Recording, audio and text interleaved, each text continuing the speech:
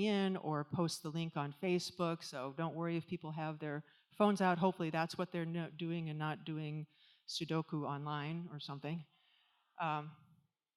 Okay, just ringers down. Our theme, obviously, for November is gratitude and Thanksgiving. And today, Reverend Aimee's topic is have or have not.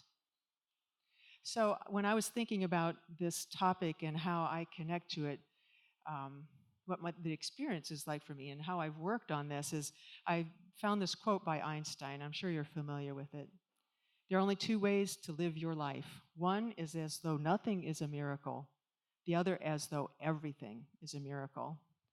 And just reminding myself of that everything, the breath that I take, the moving through the world, my legs work, my cells divide.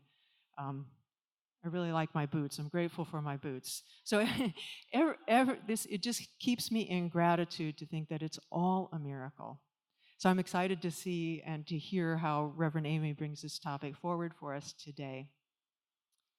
So I'd like you to stand up now. This is our time of an icebreaker question.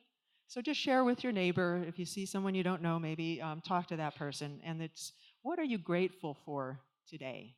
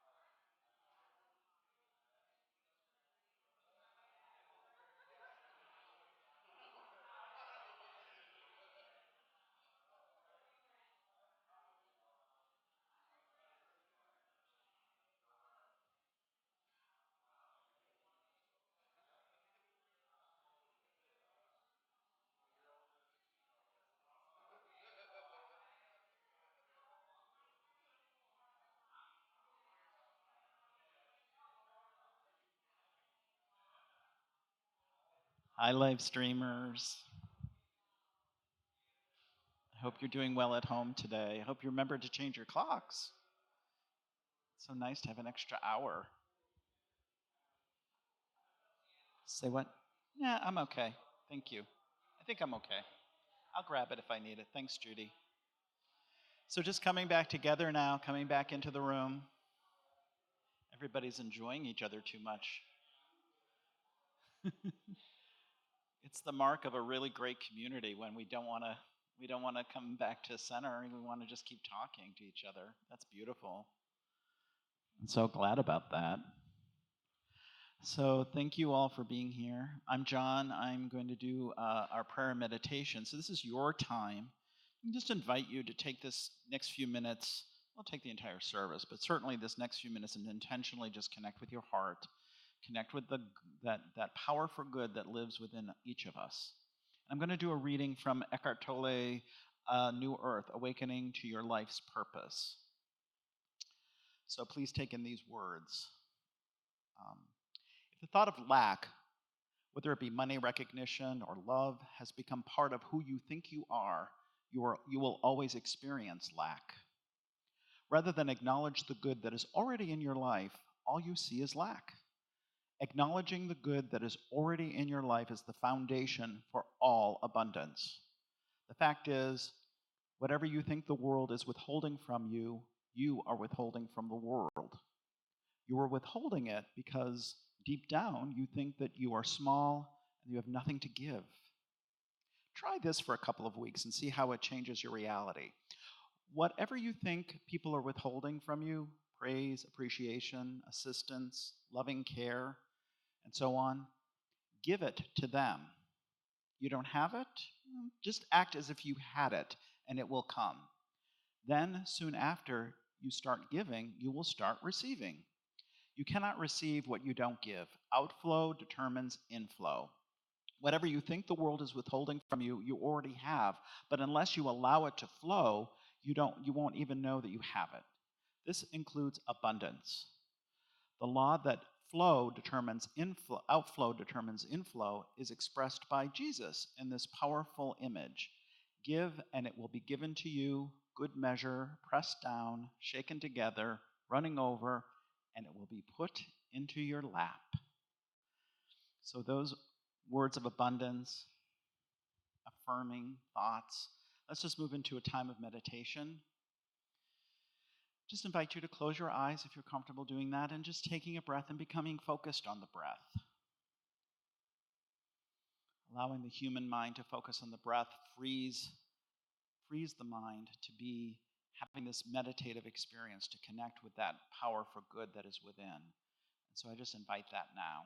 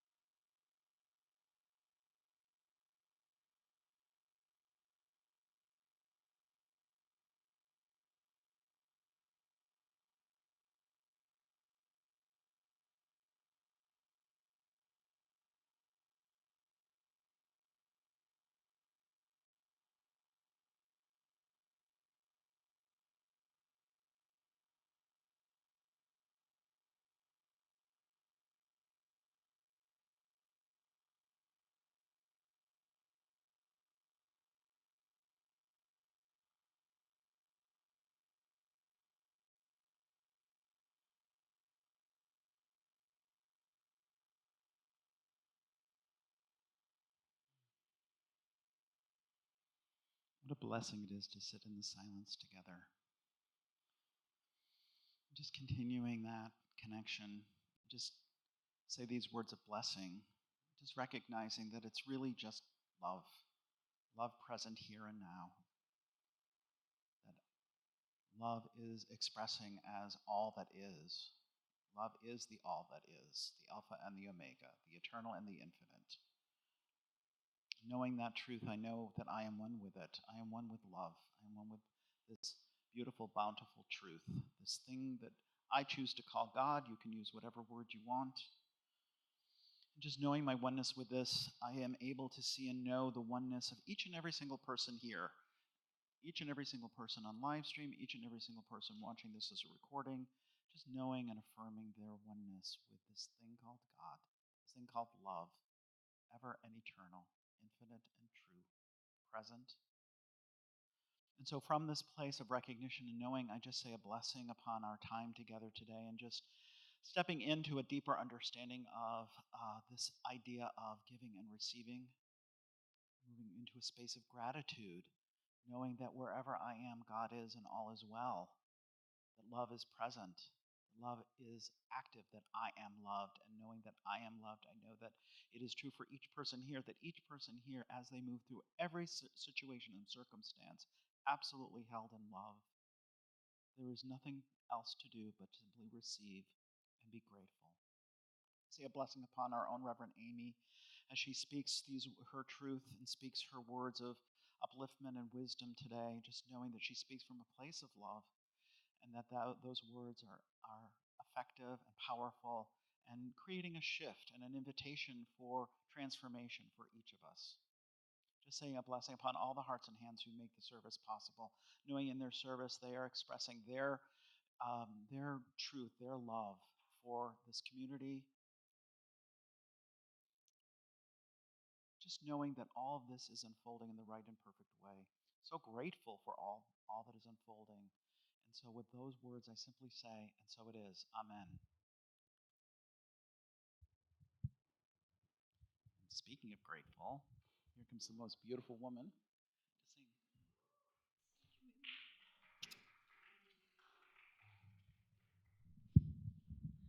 Thank you for that lovely meditation. So, the feature today was special request. I do those from the lovely Miss Aimee Daniels. And this is a great tune that I remember, but I've never performed it, so we're excited to do it. Aries, There's Hope.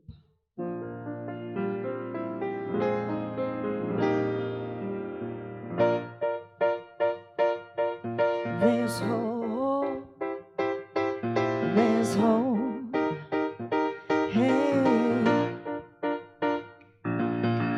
Back when I had a little, I thought that I needed a lot. A little was overrated, but a lot was a little too complicated. See, zero didn't satisfy me, a million didn't make me happy. That's when I learned the lesson that it's all about your perception. Hey, are you a pauper or a superstar? So you act, so you feel, and so you are.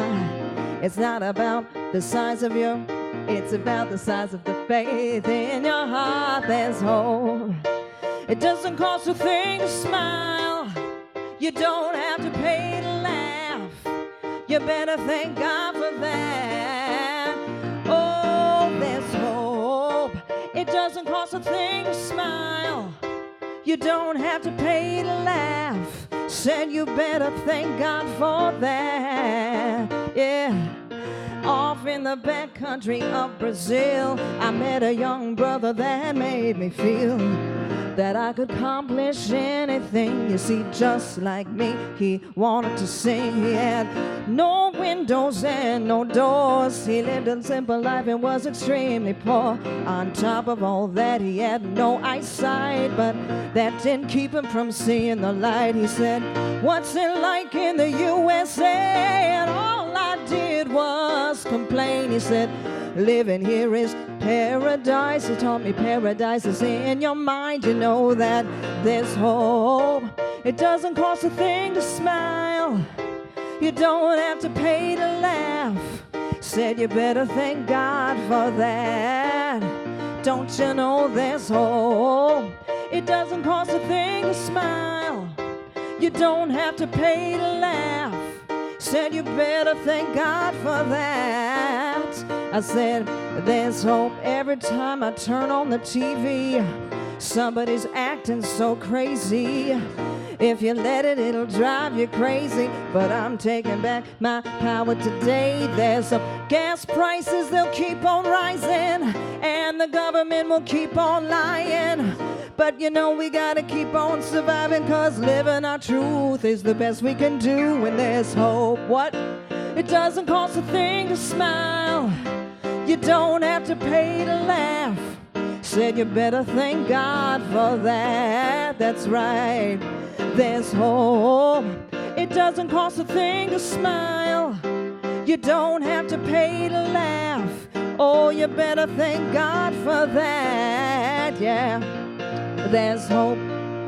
Stand up for your rights. Keep shining your light. Oh, and show the world your smile. Yeah. Oh, there's hope. Stand up for your rights. Yes. Keep shining your light. Yes. Show that world your smile. Oh, there's hope. Yeah. It doesn't cost a thing to smile. You don't have to pay to laugh. You better thank God for that. Oh, said there's hope. It doesn't cost a thing to smile. You don't have to pay to laugh. You better thank God for that. Said 1, 2, there's hope.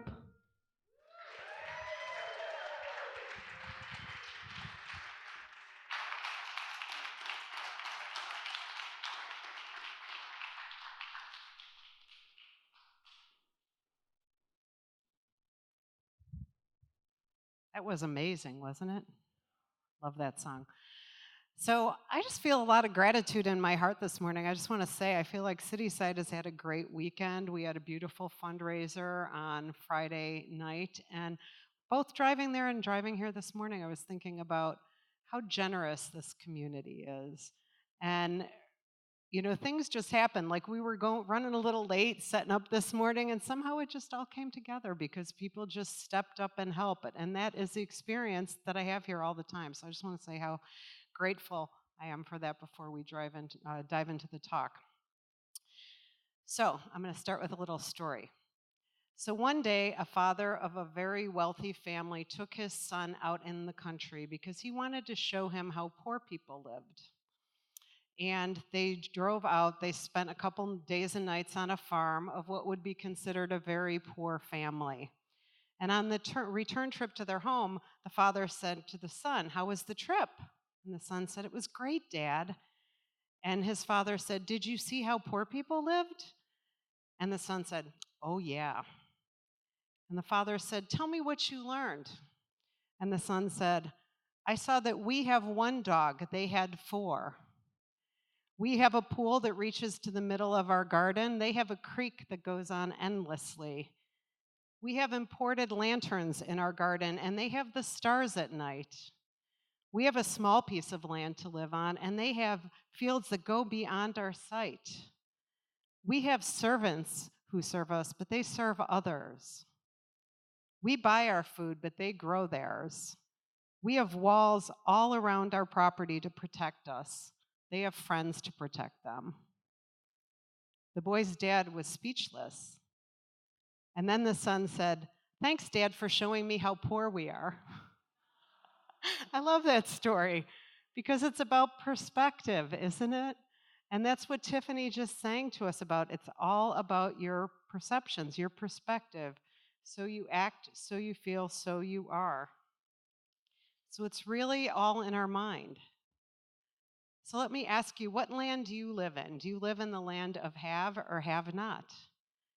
And if we're honest, it's probably different in different parts of our lives, right? Some parts of our lives we're very much in like, yeah, I have it, it's great, it's awesome. And other parts of our life we might feel a little bit like we're in the land of have not. But do you see the blessings of your life or do you see the lack of your life? Just notice, don't be critical, just notice. And when you think about life, what do you believe the nature of the world is? Do you think it's abundant or do you think it's scarce? There's a parable in the Bible about the talents, and you may remember this, but just in case you don't know it, I'm going to share it. And this is a familiar story about a wealthy man who knows that he's going on a long journey, and he takes 3 of his servants, and he gives 5 talents to the first one, he gives 2 talents to the second one, and he gives 1 talent to the third, each according to their ability. Now, in that day, a talent was actually currency, and it represented about 15 years of wages for people like his servants. And so when he came back, the first servant had doubled what he had been given. The second servant also doubled what he had been given. But the third servant took his talent and he buried it and hid it. And the story goes that the master took the talent away from the person who had buried it. And the quote from the Bible is, "For to all those who have, more will be given, and they will have an abundance. But from those who have nothing, even what they have will be taken away." And I remember hearing that story when I was younger and interpreting it literally, and I thought, wow, what a mean God. Like if this is the nature of life, like who wants to be part of that, right? But we always interpret things metaphysically.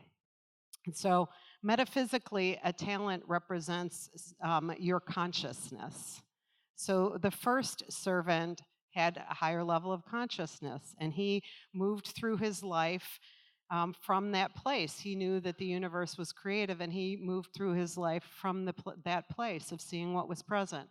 The second one did the same thing. The third servant, we might have said that he did not trust the nature of life. He believed that the world was scarce, and he reacted to everything from that place. And so for him, he didn't trust God was his source, right? And so that's really what the story is about. And we're here in this human experience to be creative. And we don't want to move out of fear, which we could say the third servant in the story was moving out of fear. He was afraid if he didn't hold it close to him that he would lose it. And I think we can all relate to that, right? You know, we can all relate to that. There's areas of all of our lives where we're fearful and we're like, if I don't hold on to this, I'm going to lose it. But really, we're fighting the spiritual nature of the universe when we do that because we're believing in fear and scarcity. So I always think about this parable as the idea of having or having not having, which is why I chose my talk title. And this is something that we can practice in our life. We can choose to come from a place of have not, and we can see what's absent all the time. And, you know, actually, it's sort of the conversation of the world right now, isn't it? Here's what we don't have, it's scarce, whatever. And we all have our moments of have not. Let's just be real. Let's be honest. We all have moments where we get triggered and our little brain, you know, is like, you know, something's wrong here. That's normal. But let's just try to stretch the container of our good this morning and to try to move ourselves into a place of having. So we're going to look at a few things. One is, what's the story that you live in most of the time? And is that story useful to you? Because our story is the vibration we're putting out to the world. It's the energy we're putting out to the world. And we're going to look at what new story could you create for yourself. And then look at some ways that we could cultivate an attitude of having and see what's present and not what's absent. So whatever story you're living in creates a vibration or an energy from which you create. We heard in the story about the talents, to him who has will more be given. So you need to be very aware of the story that you're living. You know, most of us grew up with subtle or not so subtle stories, right? The stories of our family, which are largely, in terms of like having, are largely expressed in terms of money in our culture. Let's admit that. So I remember my mom saying, like, money doesn't grow on trees. Did anyone have that one? And there's a lot of other things, like maybe it was spoken in your family, like we're poor or more is not possible for us, or like coming from where we come from, you know, this is not, you know, more is not going to happen for us. And so what was the story you grew up in? What was that story specifically as it relates to money? Although that's not what I'm talking about today. I'm really not talking about money, but I think it's the easiest way to illustrate whether we believe in abundance or scarcity. So, and what's the story that you live in now most of the time? If you're honest with yourself, what's the story that you live in? Is your story a story about struggle? Is it a story about missing possibility? Or is it a story about possibility? You know, we all have these little things that run in the background, like we might not even know we're living them. I think one in my life is just this idea of waiting for the other shoe to drop, right? Like if things are going too well, it's almost like, oh, it's too perfect. What's going to happen? Right? But that's really a belief in scarcity. That's a belief that something is going to go wrong. So, and that's just the human part of our mind. So don't be hard on yourself, just notice it.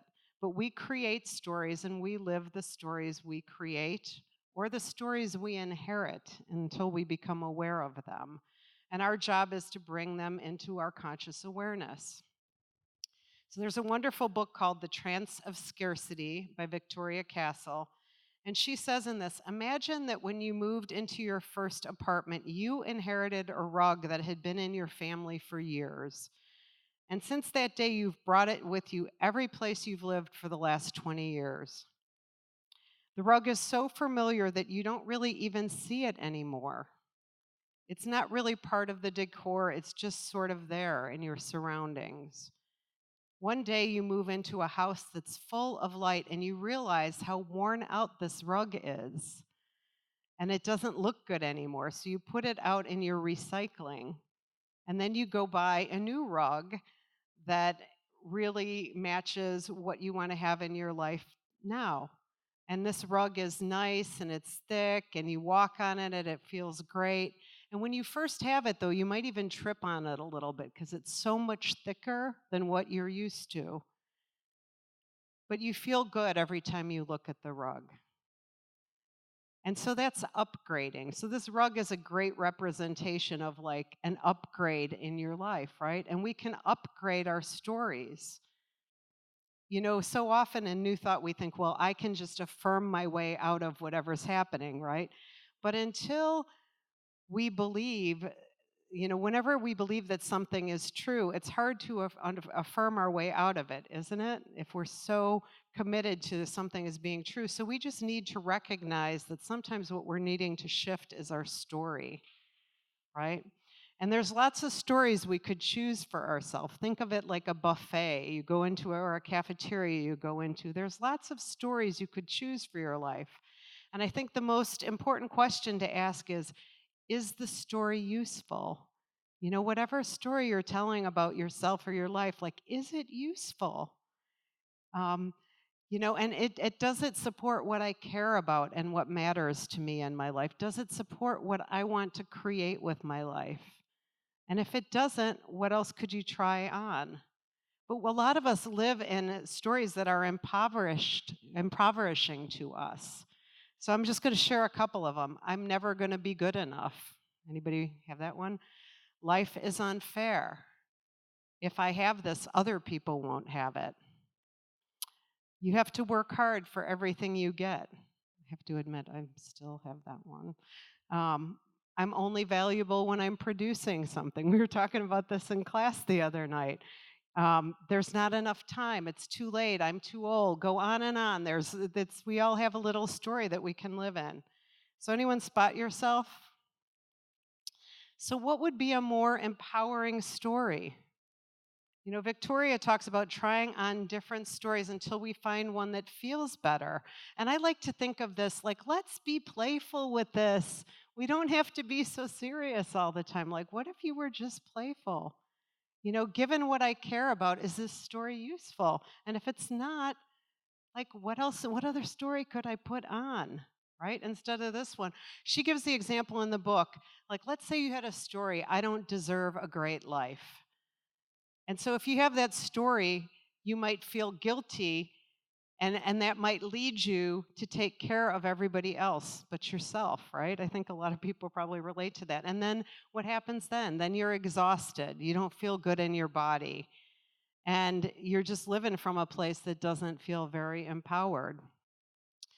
But if you ask yourself, given what I care about, what's an upgraded story? You know, it might be my good life allows me to make the contribution I am supposed to make to the world. And if you're coming from that, you're able to think about, well, if I want to make the greatest contribution that I could make to the world, then who do I need to take care of first? I need to take care of myself, right? Which honestly, I see so many people not taking care of themselves. You know, because I work with people who run businesses. So many people do not take care of themselves today. They don't get enough sleep. They don't, they're plugged in all the time. They don't give themselves any breath. But when we have this upgraded story, like, my good life allows me to make my best contribution to the world. Well, what's my good life then?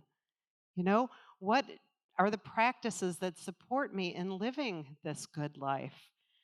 And we need to have practices because, you know, so often we're like, well, I'm just going to take this action. I'm going to take that action. I'm going to take this other action. But we're really not changing how we're being, right? And for us to change the way we're being, we have to look at everything in our life because our lives are created from our physical body. They're created from our emotions. They're created from our language.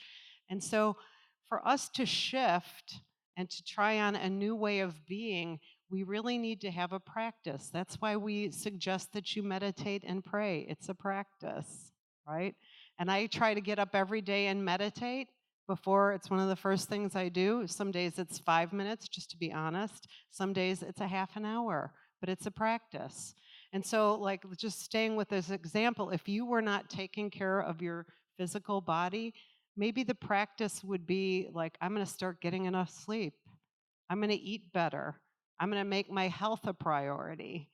But then you're living a new story, like, I matter, right? That's the new story. I matter. And spiritually, whatever your upgraded story is that you want to call forth for yourself, you really want to take that into your prayer, into your meditation. You want to visualize it. I was reading Neville Goddard. Does everyone know who he is? He's big on like seeing yourself where you want to be and visualizing it. And so you really want to do that too, because so often when we're trying to make a shift in our life, we can't even see what it might look like if it were different. I've told this story before, but when I wanted to get scuba certified, some of you may have heard this story. I go to I'm down in Belize and I'm down there by myself, and I get in the pool the first day, and the first thing I did was like swallow about a gallon of water. And I was like, I just cannot do this. So I said to the guy, he was really nice, I'm like, I'm going to go back to my room. I'll come back tomorrow. And there was this older man named Casey who was like 75, and he was also getting his scuba certification. I was like, what's wrong with me?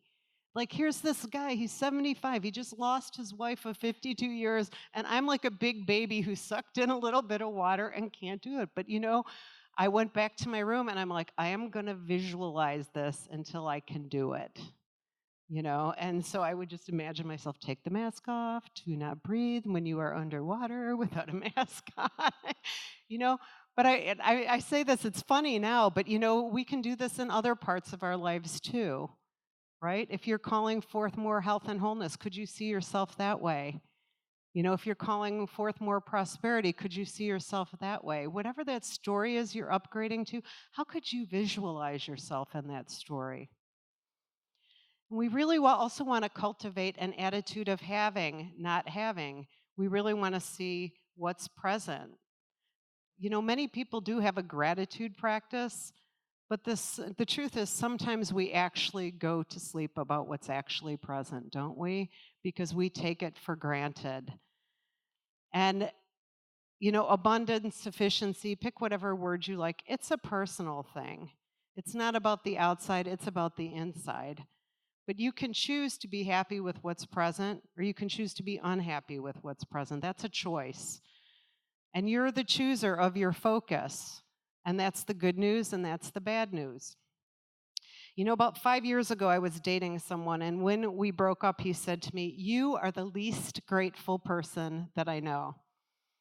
And I said, I don't actually think that's true about me, but I really took it to heart. I really said, okay, I can see from his perspective that I was the least grateful person. I had a position at Bodie that he wanted. I had a good source of income. I had a great family. I had a number of things that this person did not have that they wanted. And it really made me realize all the things I take for granted. And so I say to myself now, I'm like, how could I really be more grateful? How could I notice what's present instead of what's absent? Because I think our mind is trained to notice, like, what's missing, what's missing, what's missing, instead of saying, what's present here? And sometimes that's harder, isn't it? Like, if something is going on in your life that just flat feels wrong, it is very hard to see what's present. I heard a talk a few years ago with this question, can I really be grateful for everything? And that's a big stretch, isn't it? Sometimes when things are happening in our life that we're just kind of like, this is not right. But can I be grateful somehow? Can I trust that there is something greater emerging, even if I can't see it?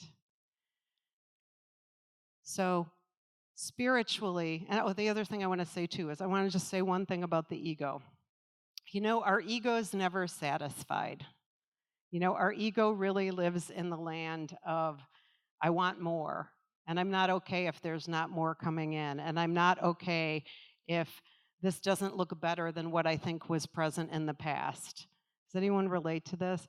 You just need to realize that somehow this is part of being human. This is the part of our brain that exists to keep us safe.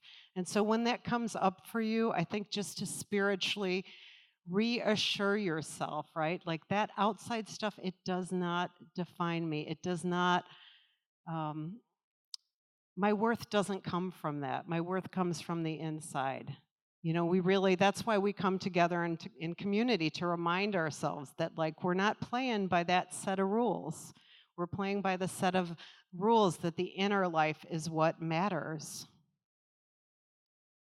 So spiritually, an attitude of having is gratitude, noticing what's present.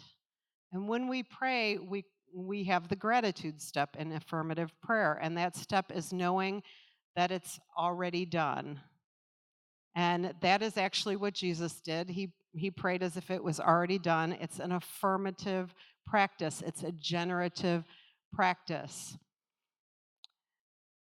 So simply cultivating I have, right? Going beyond the basic simple gratitude practice. How could you put this into action? Could you say, I'm consciously going to verbalize every time I'm feeling gratitude? I'm going to verbalize it to somebody else. Maybe you want to do something to express your gratitude. Send a note, buy someone a cup of coffee, just something to put it in action. And to really ask, what could I be grateful for right now? Even when you're not feeling it. When I was writing the talk, I was thinking about, I really think resentment is the enemy of gratitude. And I'm not going to go into a big resentment talk right now. I just want to presence that.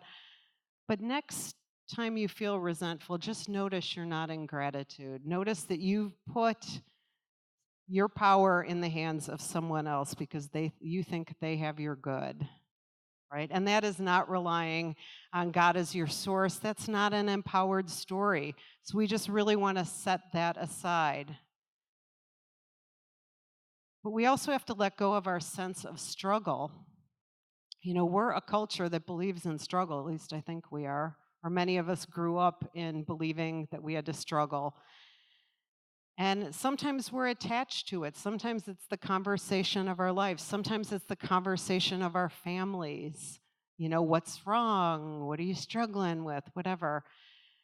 But we have to let go of being right about that, right? We don't want that story to be the story we live by. What if it could be easier? What if it were possible for it to be easier? And I like what Byron Katie's 4 questions. Is it true? Like, whatever story I'm telling myself right now, is it true? And can you absolutely know it's true? And how do you react when you believe that thought or that story?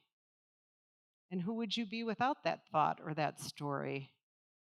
And I want to add one question to Byron Katie's work, and that's, what's already present that I can be grateful for?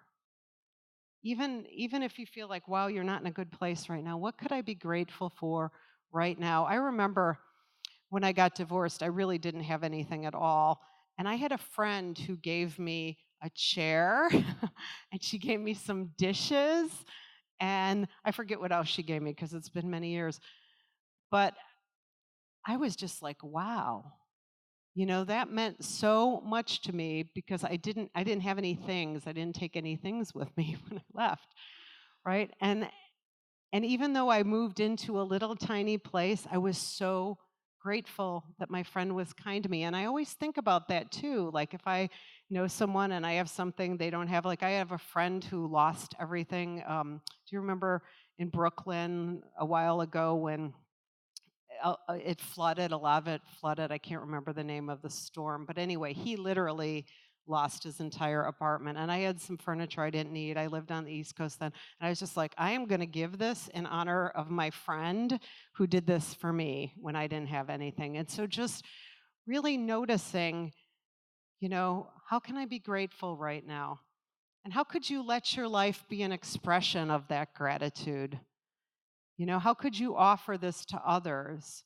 Whether it's just being present with someone else, maybe it's giving your time, maybe it's a place that you could offer your talent. But to me, like, spirit flows through us, right? We're not separate from us, it flows through us. So if we're sort of on this channel of, I have and I'm going to share and I'm going to give, like, we're generating from that place.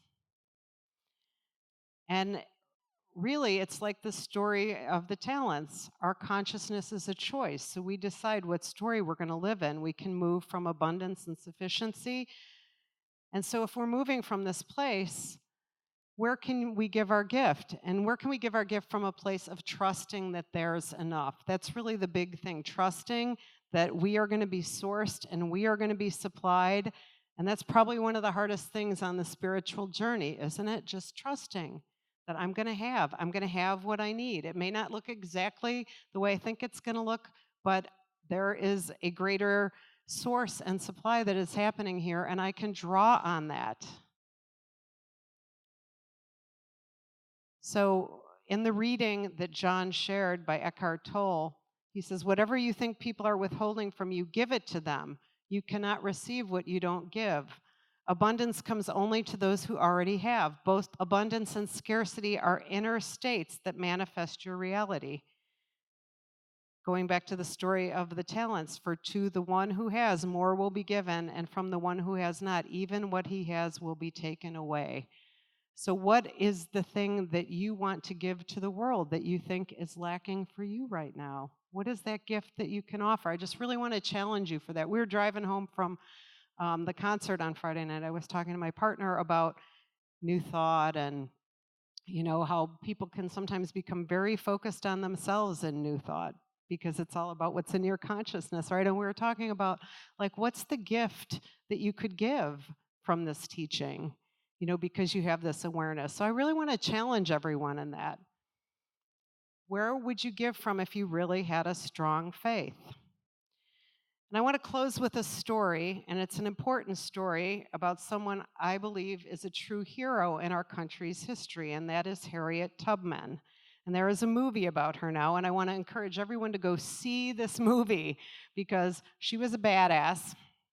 She was a badass, seriously. I don't have time to tell her whole story, but I've been a fan of hers for a long time, and I learned some things that I didn't know about her watching the story. And she was really fearless because of her belief in God, that her belief that God would always care for her.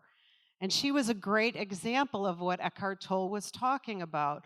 Even if, though in the world of form, you would call her a have-not, right? Look at what she was up against. But she knew, her faith taught her that her inner beingness was the place that she was channeling her life. There's a scene in the movie. So she goes away, she escapes Maryland, she travels 100 miles by herself to get to freedom, which on foot, running, escaping people who are after her, right? And she got her freedom, but that was not enough for her. So she went back against the good advice of others. Let me tell you, like, people were like, you can't do this, you could lose your freedom. Isn't that a great example of scarcity, by the way? And she said, I cannot stand that people are not free, and I will never stop until all the slaves are free and until there is freedom in America and these people are freed. So she goes back and she goes to pick up her family, and she ends up having like 8 or 10 people with her, and they get tipped off that the road that they were going to go across was blocked by the people who were after them. So she decides they're going to wade across this river, and everybody's like, you're crazy, we're going to drown, we don't know how to swim. And she's in the middle of the river, and you see her, she's carrying a gun. This is what a badass she was. She carried a gun. And she's in the middle of the river, and you see her pray, like, kind of get me through it. I don't remember her exact words. And then she goes through the rest of the river. She comes up on the other side, and because of her actions, the people that were with her felt brave enough to go do it, right? That is an example of living in the faith that you're going to have. And she helped 70 slaves escape on the Underground Railroad. She also fought in the Civil War. She led a troop of fighters who helped free 170 more people. And she just had this absolute faith. And it didn't mean everything was perfect, because I have to say, I still have a hard time watching I had a hard time watching the cruelty to the slaves in the movie. And I know that what we saw was not even the half of what was happening to these people, right? But she knew what she stood for. And she knew she wasn't going to quit until she saw this fulfilled. And she said, it's either freedom or death, but I'm going for it because I trust, she probably would have said the Almighty, right? But we would say she trusted Spirit to move her through things. So just as Harriet Tubman was a channel for this power and presence of Spirit, so are each and every one of you. And that's my challenge to you, is how can you live knowing that you are a channel for this, that you already have it, that it moves through you. It is the very thing that informs your being. And if you really knew that, what would you do? What would you do if you knew you already have it?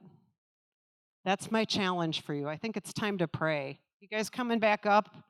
I could probably keep talking. I get a little inspired about Harriet Tubman. You know how they always ask you, who do you want to have dinner with?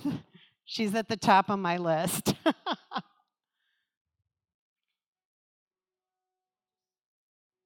It just so happens that I woke up this morning seeing a video of Cynthia Erivo saying Stand Oh my Up. God, she's so good. And Yeah, that she's is so good. one of the songs on the soundtrack, and I was in tears. So there's no Synchronicity. coincidence of you speaking on what I witnessed. It's beautiful.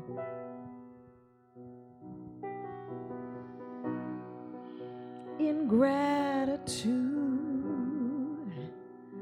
I know my world is abundant for me.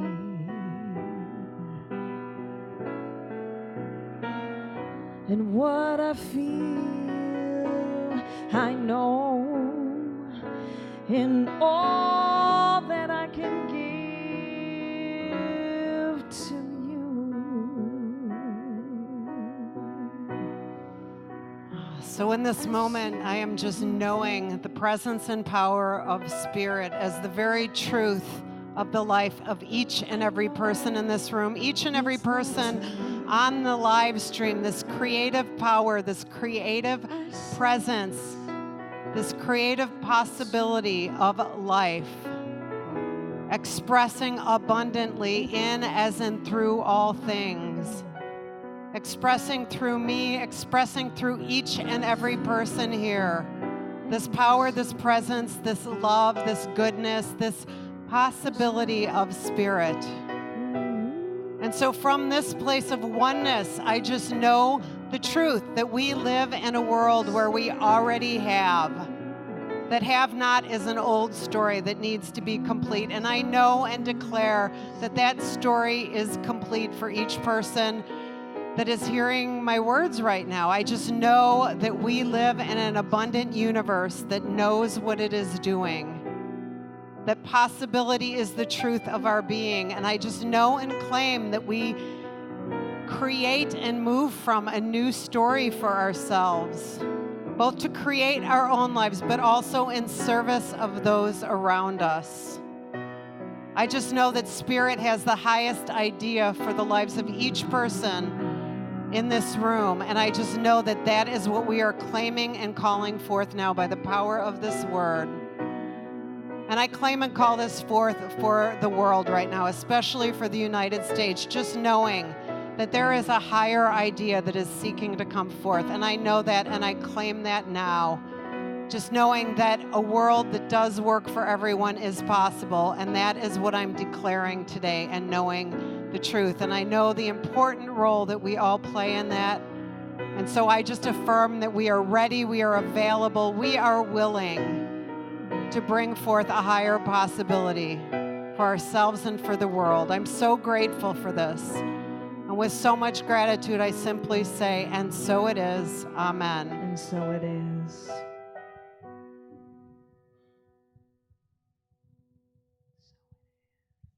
Thank you, Aimee. You can clap. It's okay. I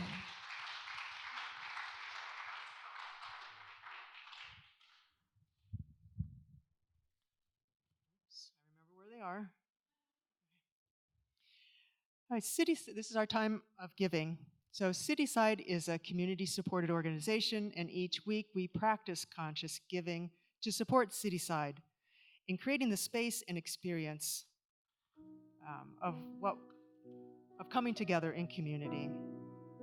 So as I think about why I contribute financially to Cityside, again, a quote came to me this morning by Richard Rohr. He says, "We cannot attain the presence of God because we're already totally in the presence of God. What's missing is awareness."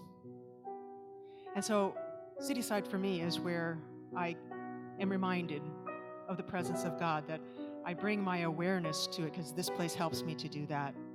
Through the music and through the talk and through the community, I'm reminded of the presence of God.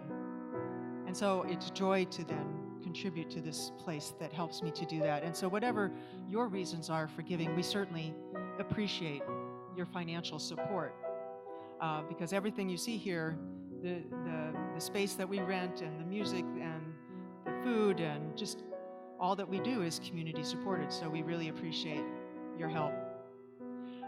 We will be passing the baskets in a moment. If you're not contributing by money or check, you can also text the word GIVE to 312-757-8111. That's 312-757-8111. So before we make our gifts, I also would like to invite you into a practice that we do each week to get into this space of gratitude before we give our gifts. So if you would like, you can close your eyes or have a soft gaze. And I just invite you to look back on your week. What has happened this week that you're grateful for? Connections that you've made, events that you attended, fundraisers perhaps, people that you've met, unexpected support, easy flow in your life.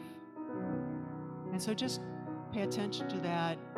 And especially if it's money, whether you have a lot of it or you have not, just be grateful for that flow, for that ease. All right, so I invite you to just place your gift on your heart.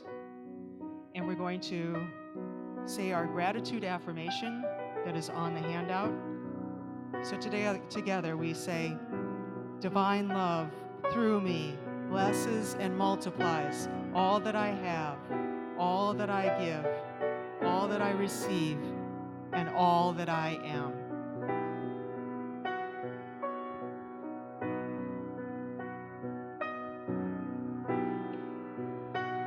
I send my love over the mountains. I send my love over the sea. I send my love into the heavens, and it returns to me. I send my love over the mountains. I send my love over the sea. I send my love into the heavens, and it returns to me. So just take this moment to bless the gifts that have been brought forward, freely given, knowing absolutely that Spirit does indeed bless them and multiply them for the highest good of this collective of consciousness, of goodness, of generosity of spirit, of service that we call Cityside. And so it is. So it is.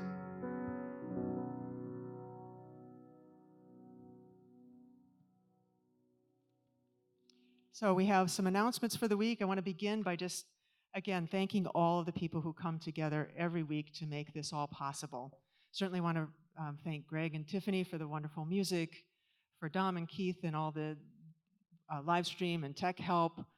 We had AJ and Jeffrey and Jonathan, and was Peter here on the door? I'm not sure. Yeah. We had Brenda and John, Don, and of course, Reverend Aimee. I hope I got everyone. I said Jeffrey. I think. I'll say him again. All right, so if you have interest in getting involved as a volunteer, you can see me, you can see Reverend Aimee, anybody on the team. We always appreciate your help. And again, if you're here for the first time, we want to thank you for blessing us with your presence. Please visit our welcome table. You can fill out a card so that we can keep in touch with you and give you information about what's happening at Cityside. And if you have any questions, please see one of us. Please stay after the service and share some coffee and meet some people. Please also visit our Facebook group. And this is different from our Facebook page. It's a way that we can stay in touch with each other and support one another and stay connected throughout the week. Our theme for November is gratitude and Thanksgiving. And next week, we're going to have Gina Alicea, who will be speaking about her book on painted prayers. So that will be exciting. We also will be hearing from special guest Reverend Kathy Young and our own Lucy Witt this month. As starting today, this is really exciting. We have our very own Betty Giannopoulos, who will be leading a happiness meditation following service. This will be from 12:15 to 12:45 in this room. So if you are looking to experience more happiness in your life, I invite you to consider staying. So please don't leave with anything heavy on your heart. Prayer is being offered behind this big door here. Don and John will be offering prayer. And you can also make a prayer request at our prayer table. Our spiritual practitioners will pray over that for 2 weeks. So I think that's it. Tiffany, let's do some singing. Take it out. Let's do it.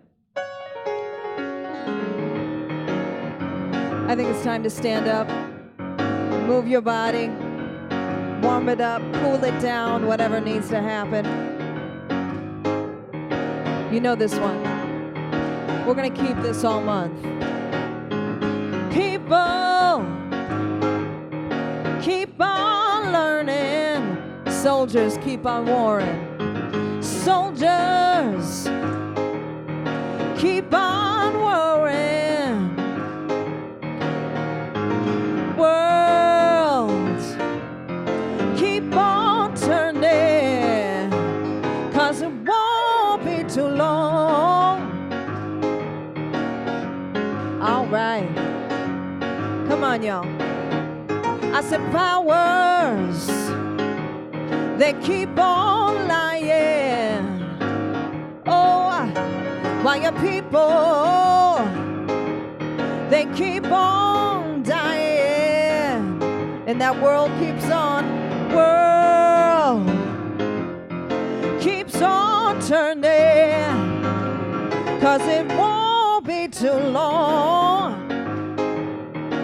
I said it won't be too long. And I'm so darn glad he let me try it again.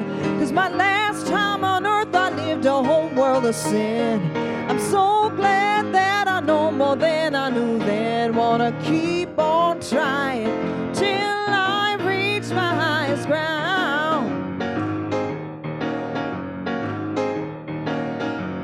Till I reach my highest ground.